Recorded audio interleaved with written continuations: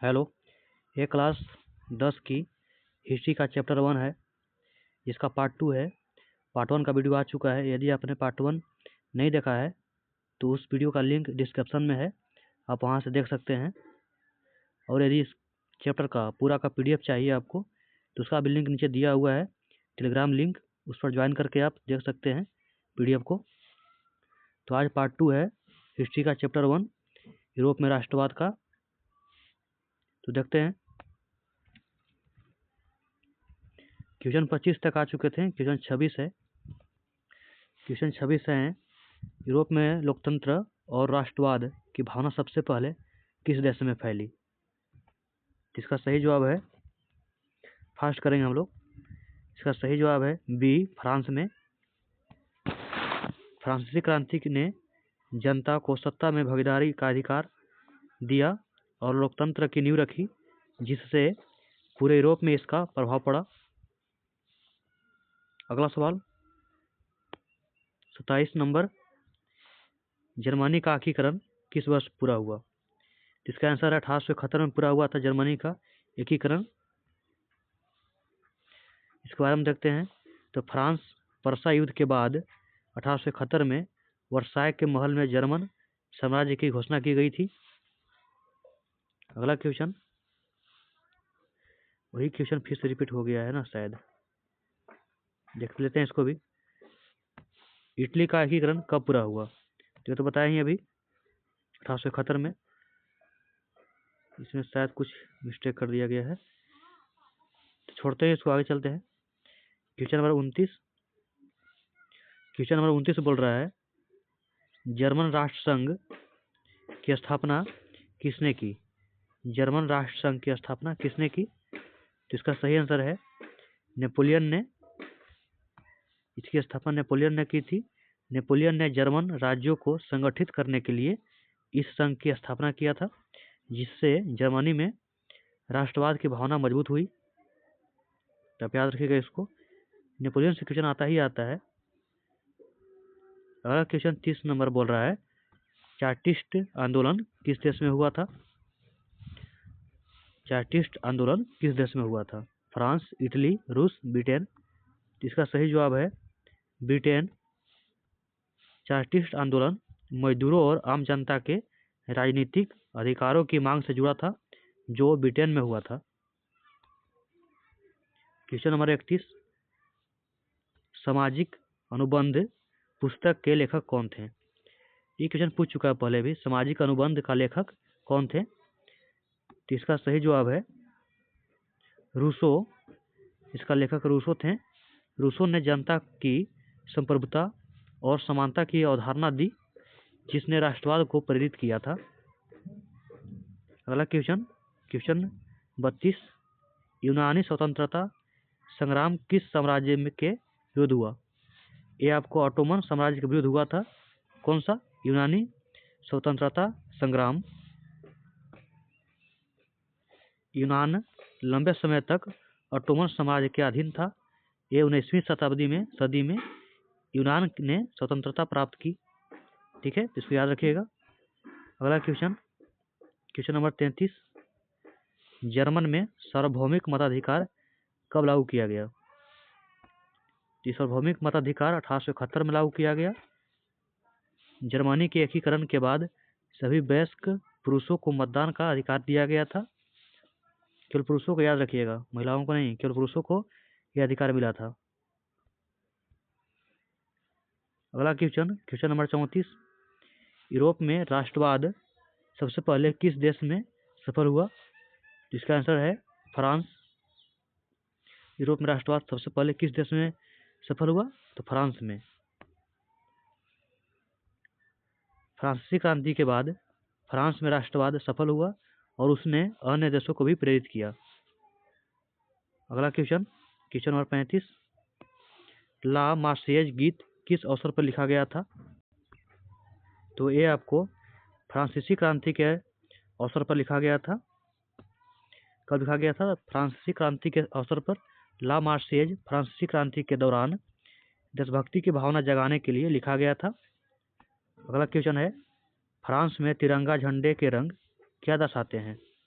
France में तिरंगा झंडे के रंग क्या दर्शाते हैं? तो इसका आंसर है सी, फ्रांसीसी झंडे के 3 रंग क्रांति के मूल सिद्धांतों का प्रतीक है, यही वहाँ दर्शाते हैं। क्वेश्चन नंबर 37, नागरिक संहिता सिविल कोड किसने लागू किया? तो ये आपको लागू किया था नेपोलियन ने लागू किया था। नेपोलियन ने समान कानून की व्यवस्था स्थापित करने के लिए सिविल कोड लागू किया। अगला क्वेश्चन है, यंग इटली का मुख्य उद्देश्य क्या था? यंग इटली के बारे में हम पार्ट 1 में बता चुके हैं।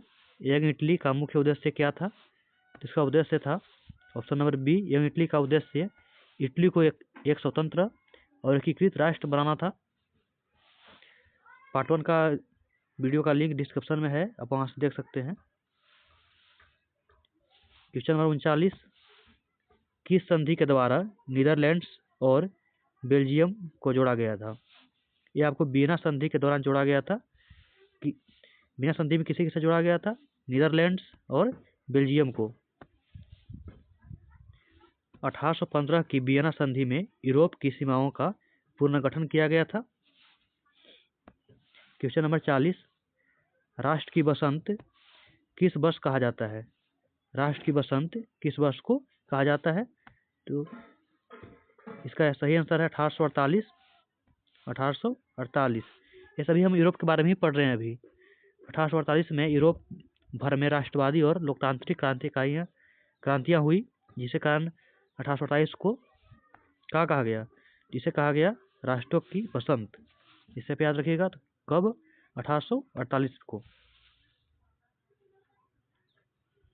क्वेश्चन नंबर 41, जर्मनी में जोलवेराइन क्या था? एक आर्थिक संघ था। जोलवेराइन जो था से क्या था? आर्थिक संघ था। ने जर्मन राज्यों के बीच व्यापारिक बाधाएं हटाई थी। कभी कभी सवाल को पलट देता है, बोलता है कि जोलवेराइन वहाँ पर क्या हटाई थी? तो वहाँ पर जर्मन में व्यापारिक बाधाएं को हटाई थी। क्वेश्चन नंबर 42, इटली के एकीकरण में लाल कमीजधारी किससे जुड़े थे? इटली में एकीकरण में लाल कमीजधारी गैरीबाल्डी से जुड़े हुए थे। गैरीबाल्डी के सैनिक लाल कमीज पहनते थे और उन्होंने सिसिली पर विजय पाई थी। पूछा है कभी कभी कि गैरीबाल्डी ने किस पर विजय पाया था? तो सिसिली पर विजय पाया था। ठीक है। इसके सैनिक कैसे कपड़े पहनते थे? लाल कमीज पहनते थे। अगला क्वेश्चन नंबर 43, ग्रीस को किस साम्राज्य में स्वतंत्रता मिली? तो ग्रीस को ऑटोमन में फ्रीडम मिली थी। ग्रीस ने ऑटोमन साम्राज्य के विरुद्ध संघर्ष कर स्वतंत्रता प्राप्त किया। क्वेश्चन नंबर 44, रक्त और लौह नीति का संबंध किससे है? तो रक्त और लौह नीति का संबंध पार्ट 1 भी बताया चुके हैं हम। तो रक्त और लौह नीति का संबंध आपको ऑप्शन नंबर सी, युद्ध और शक्ति से है। बिस्मार्क का मानना था कि जर्मनी का एकीकरण युद्ध और शक्ति से ही होगा। ठीक है। क्वेश्चन नंबर 45, जर्मन साम्राज्य की घोषणा कहाँ की गई थी? जर्मन साम्राज्य की घोषणा कहाँ की गई थी? यह आपको वर्साय में किया गया था। कब? 1871 में वर्साय के महल में जर्मन साम्राज्य की घोषणा की गई थी। कहाँ? वर्साय में। ठीक है, इसको नोट कर लीजिएगा आप। अगला क्वेश्चन नंबर 46, किस विचारधारा ने व्यक्ति की स्वतंत्रता पर बल दिया? इसका सही आंसर है उदारवाद। इसका सही जवाब है उदारवाद। उदारवाद व्यक्तिगत अधिकारों और फ्रीडम का समर्थन करता है। क्वेश्चन नंबर 47, 19वीं सदी में रूढ़िवाद का मुख्य उद्देश्य क्या था? तो 19वीं सदी की रूढ़िवाद का मुख्य उद्देश्य पुरानी व्यवस्था बनाए रखना था। रूढ़िवाद विचारधारा राजशाही और पारंपरिक व्यवस्था की रक्षा चाहती थी। क्वेश्चन नंबर 48, जर्मनी में राष्ट्रवाद को मजबूत करने में किसका सबसे अधिक योगदान था? तो राष्ट्रवाद को मजबूत करने में सबसे बड़ा योगदान था शिक्षा और भाषा की। ऑप्शन नंबर सी, समान भाषा और शिक्षा ने लोगों को एक राष्ट्र के रूप में जोड़ा। ये क्वेश्चन पूछता है एग्जाम में, इसे भी नोट कर लीजिएगा। क्वेश्चन नंबर 49, बाल्कन क्षेत्र को यूरोप का बारूदगृह क्यों कहा गया था? बाल्कन क्षेत्र को यूरोप का बारूदगृह क्यों कहा गया था? मतलब बारूद वाला घर इसलिए कहा गया था क्योंकि लगातार राष्ट्रवादी संघर्षों के कारण वहाँ पर अत्यधिक मतलब कांड हुए। इस कारण से बाल्कन क्षेत्र में जातीय राष्ट्रवादी संघर्ष लगातार होते रहते थे, इस कारण से। ठीक है, तो इसे नोट कर लीजिएगा। क्वेश्चन नंबर 50, राष्ट्रवाद के विकास में साहित्य और कला की क्या भूमिका थी? राष्ट्रवाद के विकास में साहित्य और कला की भूमिका, ऑप्शन नंबर सी, राष्ट्रभावना जागृत करना था। कविता, गीत, चित्रों ने लोगों को देशभक्ति की भावना पैदा किया, ये इसकी योगदान था। बस 50 क्वेश्चन ही है। क्लास 10th की चैप्टर 1 हिस्ट्री की चैप्टर 1 में 50 क्वेश्चन पार्ट 1 में 25 तक थे, इसमें 26 से 50 तक है। तो ठीक है, तो मिलते हैं फिर अगले वीडियो में अगले चैप्टर के साथ।